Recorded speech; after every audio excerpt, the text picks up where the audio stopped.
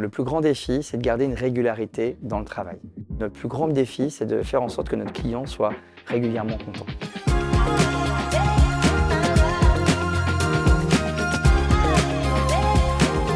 J'ai acheté ma première boulangerie à Brou en 2005. J'ai commencé à embaucher des gens, des boulangers, des pâtissiers, des vendeurs. Et puis au fur et à mesure, on a grossi. On a 5 boutiques où on a à peu près 110 personnes, 110, 120 personnes qui y travaillent.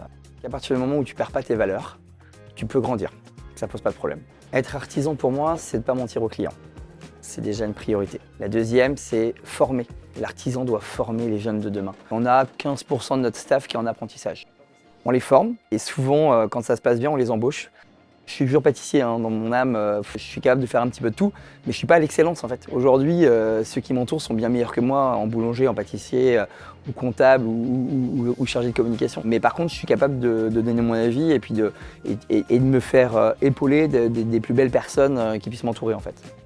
On a envie d'avoir des endroits stratégiques pour pouvoir se développer, mais c'est surtout aller dans des endroits aussi où il n'y a pas d'artisans. Par exemple, moi quand je suis arrivé à Barjeville, je me suis installé en face à un industriel. Je pense que les habitants de Barjeville sont contents de trouver un artisan. Et puis une fois qu'ils ont goûté notre produit et qu'ils vont après chez l'industriel, bah évidemment là ils voient la différence. Heureusement d'ailleurs, il n'y a pas de débat. Ou alors c'est plus mon métier, quoi.